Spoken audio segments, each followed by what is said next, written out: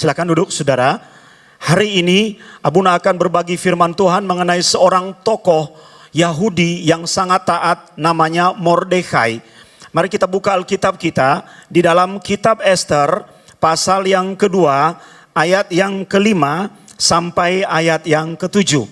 Buka Alkitab saudara, kitab Ester pasal yang kedua ayat yang kelima sampai ayat yang ketujuh. Pada waktu itu di dalam benteng Susan, seorang Yahudi yang bernama Mordekai bin Yair bin Simei bin Kish, seorang Benyamin yang diangkut dari Yerusalem sebagai salah seorang buangan yang turut dengan Zehonya Raja Yehuda ketika ia diangkut ke dalam pembuangan oleh Raja Nebukadnezar, Raja Babel. Mordekai itu pengasuh Hadasa, yakni Ester, anak saudara ayahnya, sebab anak itu tidak beribu bapa lagi. Gadis itu elok perawakannya dan cantik parasnya. Ketika ibu bapanya mati, ia diangkat sebagai anak oleh Mordekai. Saudara katakan bersama dengan Abuna, Mordekai. Mordekai itu dalam bahasa Ibrani artinya orang kecil. Orang yang tidak dianggap kecil dalam arti perawakan, juga kecil dalam arti strata. Dan ini yang menarik untuk kita bahas pada hari ini. Bagaimana orang kecil ini akhirnya diangkat dan dipromosikan oleh Tuhan. Maka saudara, kalau badanmu pendek jangan merasa minder. Haleluya. Kalau orang memandangmu rendah karena Anda tidak dianggap secara sosial, ekonomi, politik, jangan merasa minder. Karena apa? Karena kalau Tuhan menempat kamu di dalam jalur dan rencananya, kita akan menjadi seperti Mordekai. Pada akhirnya nanti kisah ini tiba pada sebuah titik di mana Mordekai menjadi salah seorang pemimpin yang sangat penting di dalam pemerintahan Raja Persia. Dia menggantikan Haman. Mari kita belajar mengenai poin-poin kehidupan yang sangat penting dari fase seorang Yahudi buangan. Mengapa disebut Yahudi buangan? Pada waktu itu yang menguasai dunia adalah kerajaan Babel, saudara. Nebukadnezar menyerbu Yerusalem. Dia mengangkut Raja Yerusalem dan banyak orang Yerusalem diangkut sebagai orang buangan menjadi tawanan dibawa ke Babel. Termasuk dalam rombongan itu Daniel dan kawan-kawan, masih ingat kisah itu? Termasuk dalam rombongan itu Mordekai, termasuk dalam rombongan itu orang tua Ester dan banyak lagi, saudara.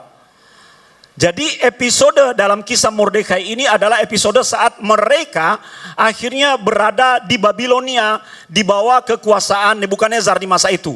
Kemudian terjadi peralihan kekuasaan dunia. Babel dikalahkan oleh Persia. Begitu ceritanya. Nah, yang barusan kita baca mengenai kitab Ester adalah ketika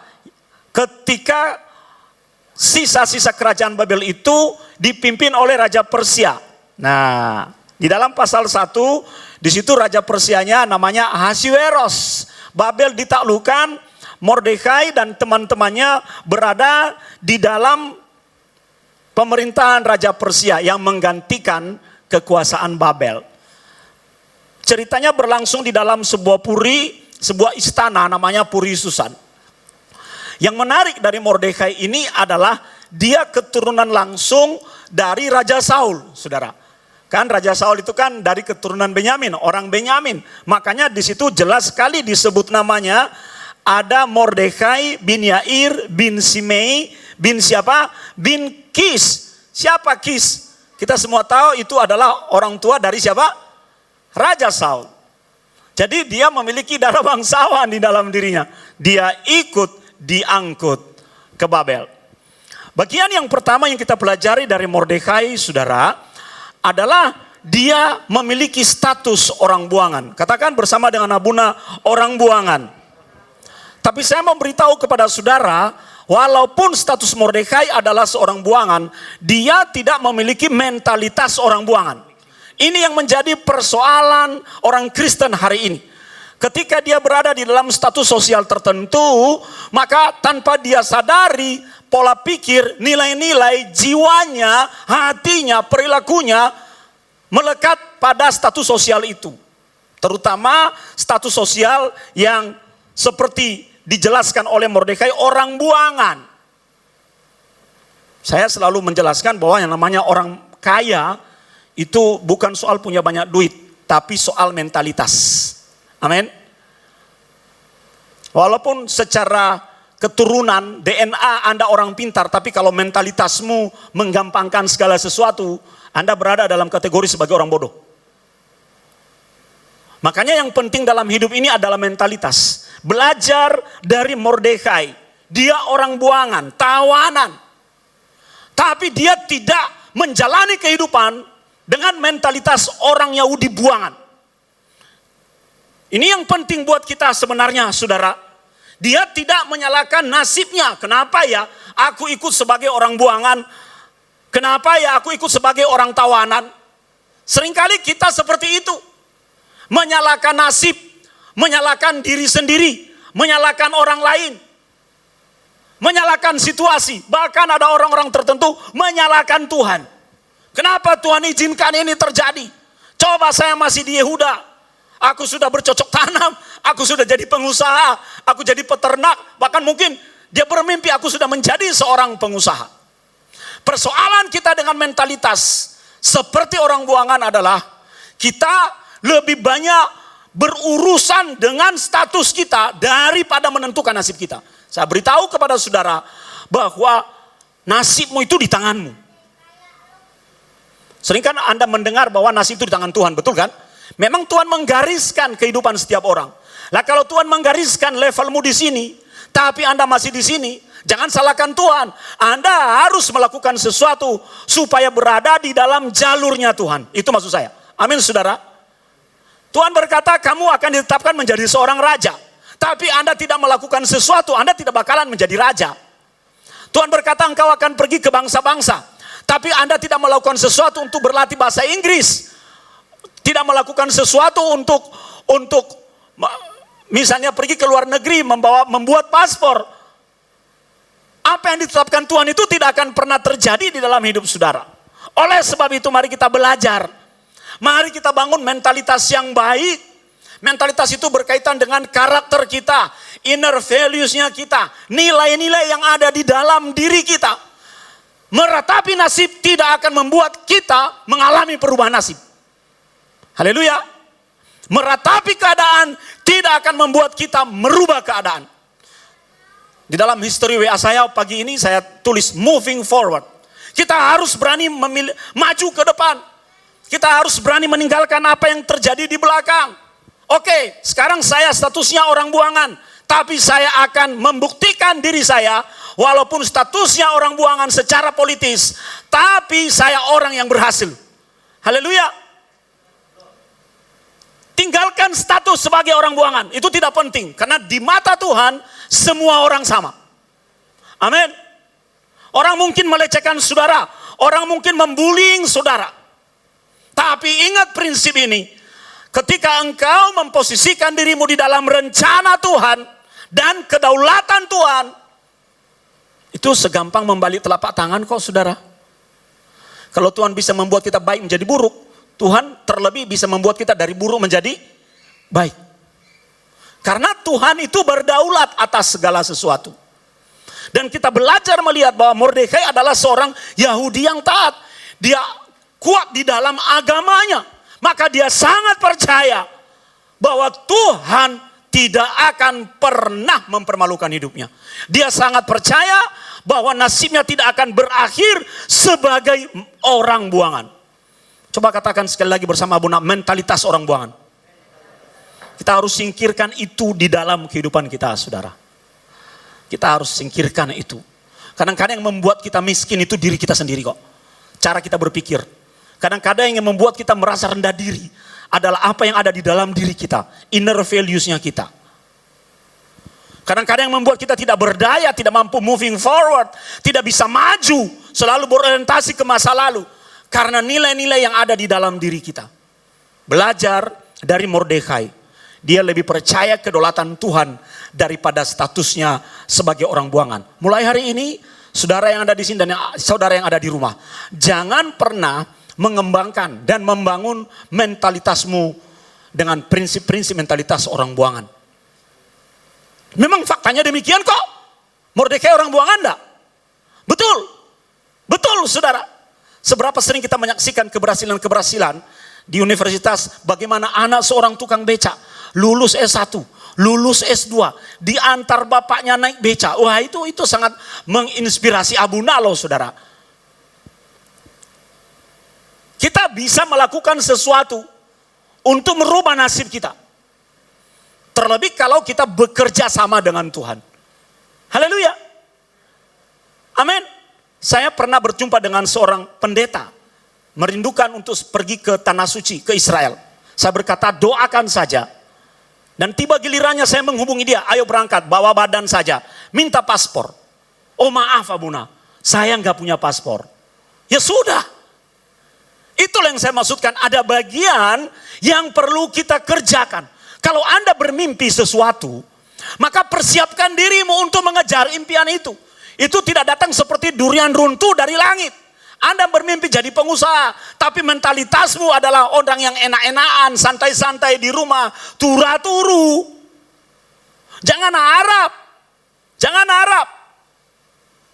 Anda bermimpi menjadi seorang selebriti intelektual. Tapi Anda tidak pernah mengembangkan diri, tidak menghasilkan karya yang monumental di mana semua orang mengutip Anda. Jangan mimpi. Itu yang saya sebut sebagai mentalitas orang buangan. Dulu ketika Abuna pacaran, saya pernah menyaksikan ini, saudara. Saya memiliki tetangga, buah, turu-turu. Ya, santai-santai. Pagi dia di situ, kopi. Sore ada botol bir di situ. Setelah saya menikah, saya udah punya motor, dulu jalan kaki. Dia masih begitu. Ya. Punya anak. Memiliki kendaraan, diberkati Tuhan, roda 4. Kehidupannya gitu-gitu aja. Karena dia anak orang kaya di tempat itu. Lama-lama yang namanya duit habis. Sekarang rumahnya ambruk, entah di mana dia. Ini yang disebut dengan mentalitas. Mentalitas itu akan tergambar di dalam etos kerja kita. Cara kita menjalani hidup. Cara kita mengemban tanggung jawab yang diberikan kepada kita. Cara kita melakukan sesuatu. Cara kita berusaha, cara kita bertindak, itu tergambar, saudara. Apakah kita punya mentalitas orang buangan atau tidak? Lihat ayat 8, pasal 2, ayat 8. Setelah titah dan undang-undang raja tersiar dan banyak gadis dikumpulkan di dalam benteng Susan di bawah pengawasan Hegai, maka Ester pun dibawa masuk ke dalam istana raja di bawah pengawasan Hegai, penjaga para perempuan. Saudara, ada apa ini? Kita semua mengerti bahwa raja, seorang raja pagan. Orang Persia itu kan adalah penyembah berhala yang kuat. Raja pagan, nggak bersunat. Bisa terhisap di dalam rencana Tuhan untuk orang Yahudi loh saudara. Dia kehilangan permaisuri dan mencari permaisuri yang baru. Maka dicarilah seluruh wanita-wanita cantik, gadis-gadis yang masih perawan dari seluruh negeri. Biasanya saudara, untuk permaisuri dari raja-raja Persia, diambil dari keturunan keluarga kerajaan. Tapi kali ini aneh. Sayembara diumumkan ke seluruh negeri. Mordekai masuk di situ. Dia melihat ini sebagai sebuah peluang, saudara. Orang yang tidak punya mentalitas orang buangan, saudara, adalah orang yang selalu melihat peluang apa yang dia bisa lakukan. Sebaliknya, orang yang punya mentalitas orang buangan adalah orang yang berhenti di tempat, mandek, nggak bisa ngapa-ngapain, nggak terlihat kemajuan. Sore hari itu saya suka bawa jalan-jalan Mercy, saudara.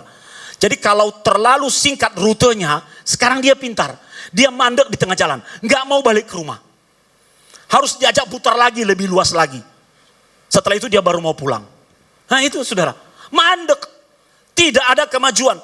Ada alat olahraga itu, apa itu namanya kalau treadmill ya. Kita mengeluarkan energi, berjalan, tapi kita tidak pernah berpindah tempat. Kehidupan tidak boleh dibuat demikian. Untuk olahraga boleh. Energimu habis, sumber dayamu habis. Tapi tidak ada perubahan. Karena dia tidak memiliki mentalitas orang buangan.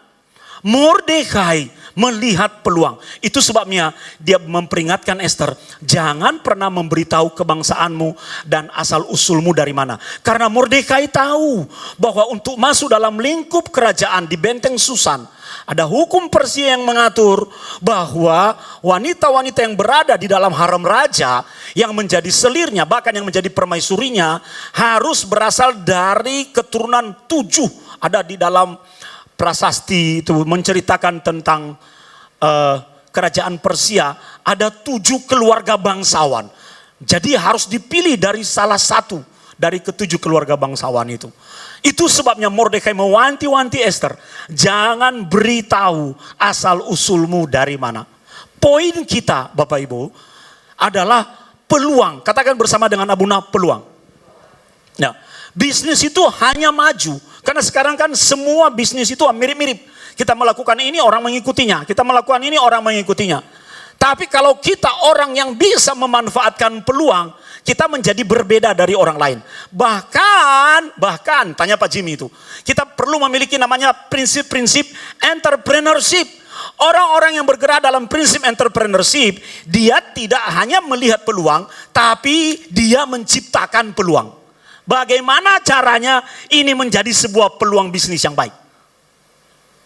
Sehingga orang lain akan mengikuti jejaknya. Ketika itu menjadi jenuh, dia menciptakan peluang yang lain lagi. Seperti itu, saudara. Mordekai melihat bahwa dia perlu melakukan sesuatu untuk mengangkat kehidupan seorang Ester. Ester cantik, saudara. Dan yang dicari adalah perempuan-perempuan cantik. Di masa itu, saudara, bukan hanya kecantikan fisik, tapi kecantikan secara karakter. Karena disekolahkan dulu, baru boleh tampil di hadapan raja. Siapa Ester bagi Mordekai? Itu sepupu kecilnya. Bapaknya Mordekai bersaudara dengan bapaknya Ester. Hanya Mordekai lebih tua, Ester masih anak kecil. Ketika diangkut ke pembuangan, orang tua Ester mati, meninggal dunia. Karena anak ini jadi yatim piatu, dia diangkat anak oleh Mordekai. Berarti dari situ kita bisa melihat rentang usia Mordekai dengan Ester sangat jauh. Diangkat anak oleh sepupu besarnya sendiri. Dan Mordekai tahu bahwa kehidupan mereka berubah kalau mereka bisa masuk di dalam kerajaan. Ambil bagian di dalam kerajaan itu. Itulah sebabnya, saudara, Mordekai melakukan sebuah tindakan profetik. Bagi Abuna ini adalah sebuah tindakan profetik. Apa yang dilakukan oleh Mordekai? Dia kerjanya, saudara, selalu duduk di pintu gerbang istana. Mordekai memiliki pekerjaan lain, tapi dia selalu meluangkan waktunya untuk duduk di depan gerbang istana. Akhirnya kan kita tahu, berada di luar, tapi endingnya dia menjadi orang penting yang ada di dalam. Coba seandainya Mordekai tidak berada di pintu gerbang, impian itu hilang, dia tetap menjadi orang buangan. Nasibnya nggak berubah. Makanya penting dalam hidup ini, saudara. Kan Tuhan berkata, mintalah, carilah, ketuklah, lakukan dulu sebuah usaha. Itu maksud Tuhan. Haleluya. Ya, pandang dulu. Tuhan berkata kepada Abraham, lihat di atas, pandang. Ketika Abraham melihat ke atas, dia melihat, oh ternyata langit-langit kemahnya. Tidak ada apa-apa. Nah, akhirnya dia keluar dari kemahnya, baru melihat ke langit. Saudara, kita perlu seperti itu. Awal-awal Abunda dan Abuni ke Israel, itu terjadi karena kami memandang poster kota Yerusalem. Dipandang, kami bingkai, taruh di kamar, bertahun-tahun memandang dan mendoakannya. Benar-benar terjadi loh, saudara.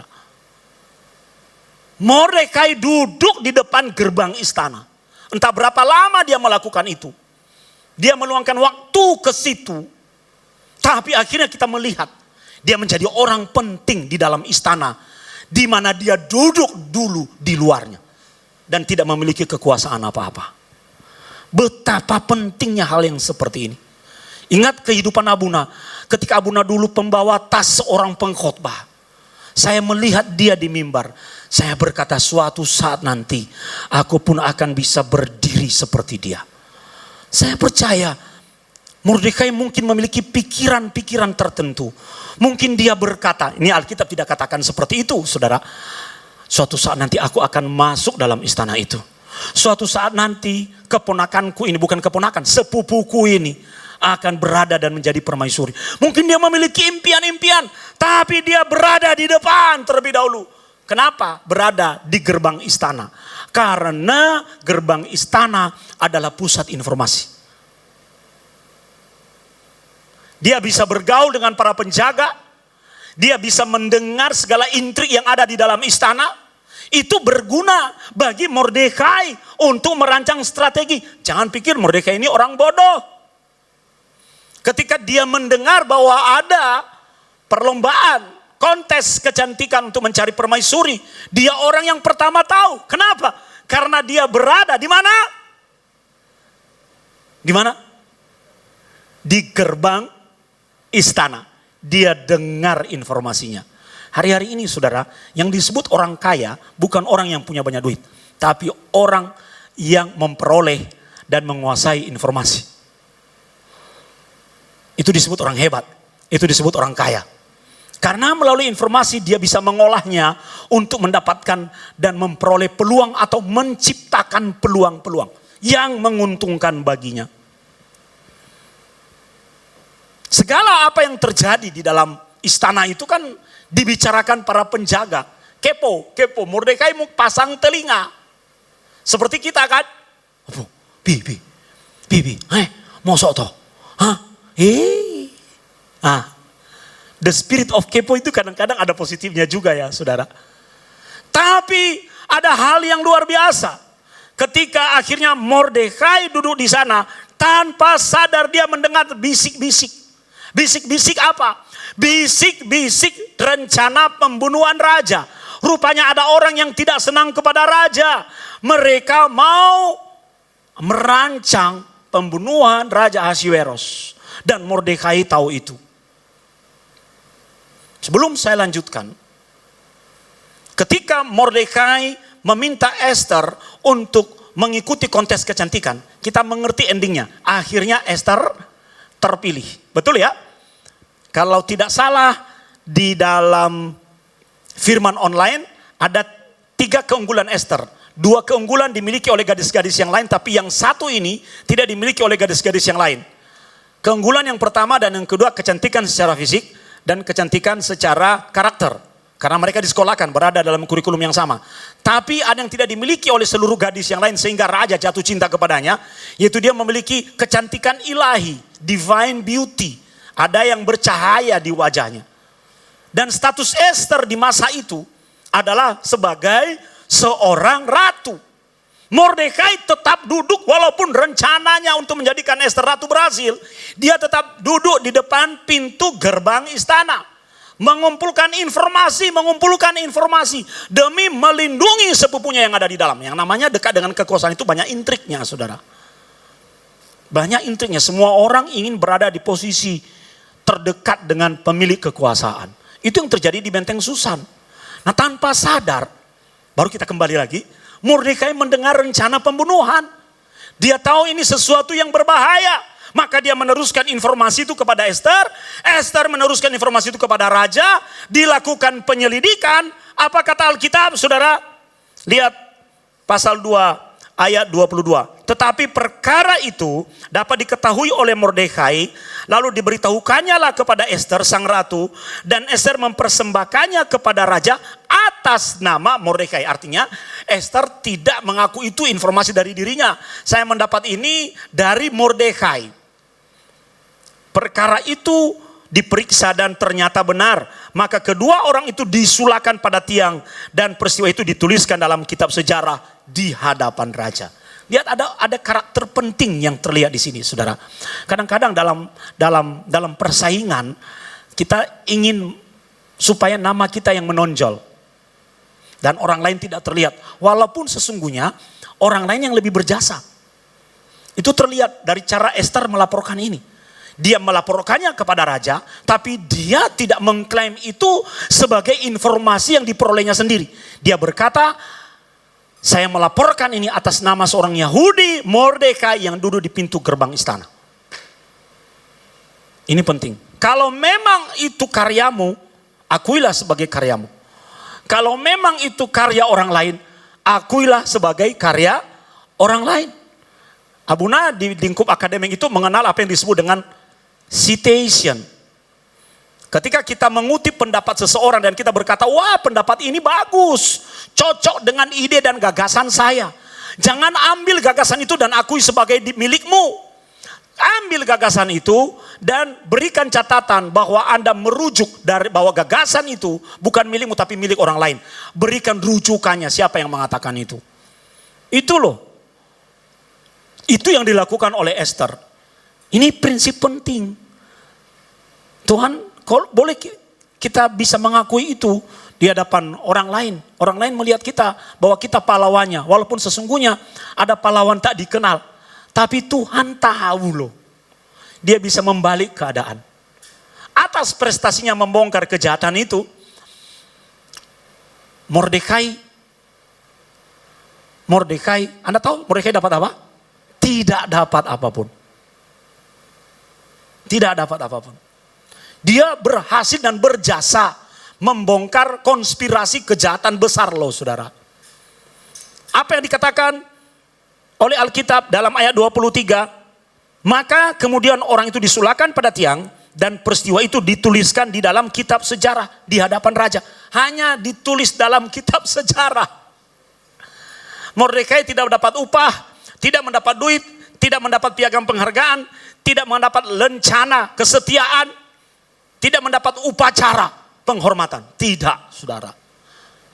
Lantas apakah Mordekai ngamuk dan teriak-teriak pada Esther? Dia berkata, Esther, saya menjadikanmu ratu. Saya sudah membocorkan rahasia persekongkolan untuk membunuh raja. Dan terbukti. Upahku mana? Aku dapat apa? Mordekai tidak melakukan itu. Haleluya. Ini pelajaran juga buat kita. Seringkali kita melakukan sesuatu karena upah. Seringkali kita melakukan sesuatu untuk mengharap upah. Untuk mendapatkan penghargaan. Untuk mendapatkan sesuatu supaya nama kita naik. Saudara, apakah Mordekai akhirnya dapat upahnya? Dapat. Tapi kita belajar saudara, segala sesuatu itu ada waktunya. Kadang-kadang kita melakukan jasa di sini, tapi tidak mendapatkan balas jasa di sini. Kita bisa mendapat balas jasa dari tempat lain. Haleluya. Haleluya. Dapat balas jasa dari tempat lain.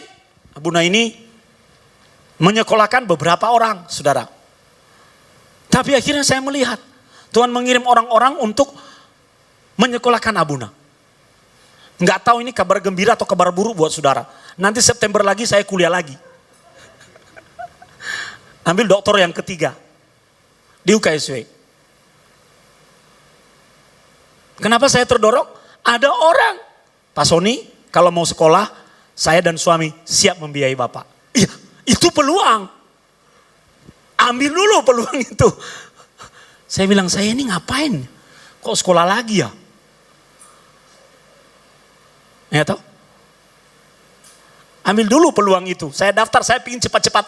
Bulan depan bisa masuk kuliah Pak. Oh nggak bisa Pak. Kalau di tempat kami penerimaan mulai September, kuliah mulai September. Oh ya sudah. Lengkapi dulu persyaratan. Saya lengkapi semua. Ya toh? Saya mengambil, Abuna ngambil doktor sosiologi agama. Ya toh, opo nih saudara. Ya. Sampai botak. Jadi salah kalau Jimmy tidak mau sekolah lagi. Salah itu. Salah besar. Ya toh, Alek aja bisa sekolah kok. Daniel semester ini masuk. Wah, dan nanti kalau Daniel lulus, dia orang pertama di kampungnya sebagai intelektual dengan lulusan magister. Ya. Apa yang dilakukan oleh Mordekai? Dia tidak teriak-teriak kepada raja, mana upahku? Tidak, lakukan saja bagianmu. Tuhan mencatat itu. Haleluya. Pada waktunya nanti Tuhan akan membalasnya kepadamu. Entah dengan cara bagaimana. Ingat, kita semua sudah sepakat. Tuhan adalah sutradara yang hebat. Haleluya. Tuhan sutradara yang hebat. Ketika kita dapat alat ini, Saya kejar orangnya, nggak dibalas-balas. Ya saya doa toh. Kan Tuhan sutradara yang hebat toh. Abuna bangun kan jam 4. Baca Alkitab, renungan sebentar baru bekerja. 4:30 dia kontak saya. Nah, connect. Siapa suruh dia bangun 4:30 untuk menghubungi saya? 4:30 pagi, masa jam di mana orang tidur. Begitu loh yang namanya kalau melekat pada sutradara yang hebat. Amin. Haleluya. Maka Mordekai tahu ada kejahatan yang dibongkarnya, dia tidak menuntut upah. Jangan punya mentalitas orang upahan. Kelar hidup kita kalau kita punya mentalitas orang upahan. Upah itu datang dengan sendirinya. Kalau orientasimu upah, Anda tidak akan pernah mendapat lebih dari upah. Tapi kalau Anda melakukan, I'll do my best, melakukan yang terbaik untuk suatu pekerjaan, Anda mendapat lebih dari sekedar upah. Lebih dari upah yang ditentukan bagimu. Itu loh Mordekai. Kita belajar melihat promosi yang tertunda. Dan dia sabar karena dia percaya dia berada di dalam rencana Tuhan. Tidak lantas kehidupan Mordekai aman dan jalan-jalan. Tiba-tiba muncul aktor lain. Siapa? Haman. Haman ini keturunan Raja Agag, orang Amalek. Musuh bebuyutan orang Israel. Musuh bebuyutan orang Israel, saudara. Ketemulah di benteng Susan. Apa yang terjadi? Haman dipromosikan sebagai wakil raja. Dia mendapat banyak hak istimewa di mana semua orang juga diperintahkan harus menyembah Haman. Ketika dia melewati pintu gerbang masuk istana, Mordekai sebagai seorang Yahudi yang taat tidak mau menyembah Haman. Itu dilaporkan kepada Haman. Haman panas hatinya. Dia merencanakan kejahatan terhadap Mordekai. Tapi lihat kejahatan Haman ini. Spirit dari Raja Agag ini ada di dalam dirinya. Dia tidak hanya mau menghancurkan Mordekai, dia menghancurkan Mordekai dan seluruh suku bangsa Mordekai. Karena ini peperangan rohani sebenarnya. Benar-benar membuat kita terkikis habis. Ada loh orang-orang yang seperti itu. Ketika Anda berada di dalam jalur Tuhan, Anda memegang kuat-kuat kepercayaanmu kepada Tuhan. Ada orang-orang yang tidak suka, ada orang-orang yang tidak senang. Mordekai tahu dan dalam ajaran agamanya hanya kepada Tuhan kita menyembah dan memberikan hormat. Betul bukan? Itulah sebabnya kita tahu Mordekai seorang Yahudi yang taat. Dia tidak mau menyembah Haman. Dasar Haman gila kekuasaan. Sombong. Merasa diri seperti raja padahal bukan raja. Tuhan mempromosikan hidupnya sedemikian rupa. Harusnya dia bersyukur kepada Tuhan. Masalahnya dia tidak memiliki Tuhan yang sama dengan Tuhannya Mordekai. Dia gila kekuasaan, dia gila hormat. Dia senang kalau orang, dia lewat, dia senang kalau orang hormat. Panas hatinya. Ini orang kurang ajar. Yahudi lagi, buangan lagi. Tidak mau menyembah saya. Dia merancang kejahatan terhadap Mordekai. Dia bangun tiang yang tinggi untuk menyulakan Mordekai. Tiang gantung pada waktu itu yang penting kaki tidak menyentuh tanah. Tapi di situ digunakan kata tiang disula itu seperti di Jawa itu kan ada tiang depan rumah untuk menggantung burung. Tahu ya? Nah seperti itu supaya orang melihat. Dia merancang kejahatan bukan hanya terhadap Mordekai, terhadap seluruh suku bangsa Mordekai. Dia mempengaruhi raja, bisik-bisik kepada raja sehingga raja mengeluarkan dekret untuk menyita semua harta milik orang Yahudi, hanguskan mereka, membunuh mereka. Di seluruh kekaisaran Persia. Mordekai tahu itu. Dia tidak lantas takut gara-gara ada dekret itu lalu berbalik menyembah Haman. Dia tidak berbalik, saudara. Dia tetap memegang teguh prinsipnya. Tapi dia memberitahukan informasi itu kepada Esther. Kalau Anda membaca kisah ini, Esther akhirnya meminta Mordekai dan seluruh Israel untuk mendukungnya di dalam doa. Sebab dia harus menghadap raja. Waktu itu ada persidangan. Siapa yang menghadap raja dalam persidangan tanpa diminta bisa dihukum mati. Kecuali raja mengelurkan tongkat kemurahan kepadanya. Karena didukung oleh kekuatan spiritual, Esther memperjuangkan bangsanya. Dia menghadap raja dengan mempertaruhkan nyawanya. Tapi coba lihat, karena didukung oleh doa, puasa, raja murah hati dan mengulurkan tongkatnya kepada Ester. Sehingga Ester tidak dihukum mati. Sederhana, saudara. Ester hanya meminta raja untuk hadir di perjamuan pribadinya. Haman diundang, Haman ger. Wah, hanya raja dan aku yang diundang. Wah, hatinya berbunga-bunga. Makin mantap dia untuk menghancurkan Mordekai. Enggak taunya itu adalah strategi Ester untuk membongkar kejahatan Haman di hadapan raja. Ketika dibongkar, saudara, Haman gemetaran, raja marah, dia keluar, pergi ke taman di luar istana, di luar ruang perjamuan. Haman gemetar memohon pengampunan nyawa kepada Ester. Saking gemetarnya akhirnya dia jatuh menindih Ester. Di saat dia menindih Ester, jatuh menimpa Ester, raja masuk. Makin marah raja. Wah, itu sebenarnya kisahnya di dalam bahasa Ibrani, saudara. Jadi dia tidak berlutut di depan, tapi dia gemetaran.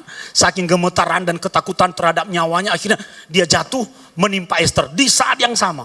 Lah ini kan karena utak-atiknya Tuhan, betul kan? Tuhan itu sutradara. Kok ya pas saat Haman menindih Ester, raja masuk, sehingga raja makin marah. Raja berpikiran, kamu merancang kejahatan ini dan kamu juga sedang mencederai ratu. Mau menggagahi dia, makin marah. Akhirnya raja memberi perintah. Sulakan dia pada tiang yang didirikannya untuk Mordekai. Dan itu yang terjadi. Bagaimana nasib Mordekai? Dia mendapat promosi Tuhan. Sebelum kita bicara tentang promosi Tuhan, saya ingin mengingatkan kita semua bahwa ketika kita berada di jalur Tuhan, tidak lantas semuanya seperti jalan tol. Ada orang-orang yang tidak senang. Ada orang-orang yang mencoba menghambat kakimu, langkahmu, supaya engkau terjatuh, supaya engkau tersandung. Dia senang kalau Anda jatuh. Ada orang-orang, syukurin, rasain lu. Ada orang-orang yang seperti itu.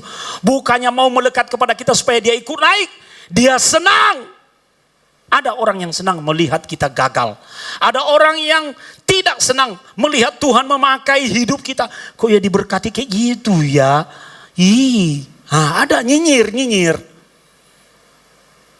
Tetap teguh pada pendirian. Karena nasibmu tidak ditentukan oleh orang lain. Tapi dirimu sendiri dan Tuhan. Haleluya. Orang nyinyir tidak akan membuat hidupmu jadi baik, saudara. Orang nyinyir tidak akan membuat hidupmu jadi naik level. Tidak. Meruntuhkan dia. Makanya jangan beri tanggapan kepada orang-orang nyinyir. Jangan, saudara. Mordekai tidak peduli terhadap apa yang dilakukan oleh Haman. Dia melihat kepentingan yang lebih besar. Bangsanya sedang terancam.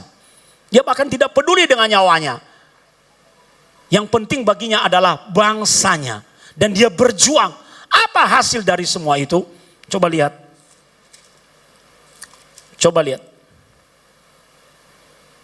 Pasal 8. Ayat 1 dan 2. Karena dia tidak gila harta, tidak gila kekuasaan, maka Mordekai dipromosikan oleh Tuhan. Pada hari itu juga Raja Ahasiweros mengaruniakan harta milik Haman seteru orang Yahudi kepada Ester sang ratu. Dan Mordekai masuk menghadap raja. Karena Ester telah memberitahukan apa pertalian Mordekai dengan dia. Maka raja mencabut cincin materai yang diambil daripada Haman. Lalu diserahkannya kepada Mordekai. Dan Mordekai diangkat oleh Ester menjadi kuasa atas harta milik Haman. Pak Dodi maju ke depan. Ini loh saudara. Endingnya. Ketika Mordekai melaporkan persekongkolan pembunuhan Raja Ahasiweros. Dan akhirnya itu terbongkar. Mordekai hanya dicatat di dalam sejarah kerajaan. Lama setelah itu, raja meminta stafnya untuk membacakan kisah kerajaan itu. Dan dia tahu ada seorang Mordekai yang pernah menolongnya dan dia tanya, apa yang sudah dilakukan terhadap Mordekai? Belum ada. Maka akhirnya raja memuliakan Mordekai. Tapi itu tidak membuat Mordekai berubah jadi sombong. Dan akhirnya itu semacam test case. Test case bagi Mordekai. Apakah dia berubah atau tidak? Tuhan melihat hati yang seperti itu. Ketika dia melihat Mordekai tetap sebagai Mordekai, orang kecil, Tuhan menaikkan level promosi dalam hidupnya. Dengan cara terancam oleh orang jahat. Saudaraku, kalau ada orang menjahatimu, jangan-jangan itu cara Tuhan mempromosikan hidupmu untuk mempermalukan orang jahat itu. Maka jangan pernah membalas kejahatan dengan kejahatan. Serahkan saja ke tangan sutradara agung itu. Dia yang akan mengutak-atik orang yang menjahatimu akan berurusan dengan Tuhan. Haman akhirnya mati pada tiang yang didirikannya untuk Mordekai. Dan harta kekayaan Haman diambil dan diserahkan kepada Mordekai. Dan jabatan yang semula dimiliki oleh Haman, cincin itu di zaman dahulu saudara, orang kalau diberi cincin oleh raja, itu cincin materai, sekaligus menjadi tanda bahwa orang itu memiliki kekuasaan. Apalagi kalau itu berasal dari raja. Makanya orang kalau ketemu orang yang memiliki cincin raja, dia pegang tangannya dan cium cincin itu. Gitu. Sebagai tanda penghormatan. Ditaruh di tangan Mordekai. Yang semula dimiliki musuhnya menjadi milik Mordekai. Seperti itu Tuhan melakukan hal yang sama bagi orang-orang yang setia kepadanya. Yang tidak membalas kejahatan dengan kejahatan. Yang tidak menuntut darah atas kesalahan dan pelanggaran orang lain. Yang tidak menuntut upah atas setiap jasa yang pernah dilakukannya. Yang tidak bermentalitas orang buangan. Yang selalu melihat peluang, bahkan menciptakan peluang. Itu menjadi poin yang penting buat kehidupan kekristenan kita dari seorang tokoh yang bernama Mordekai. Mari tundukkan kepalamu.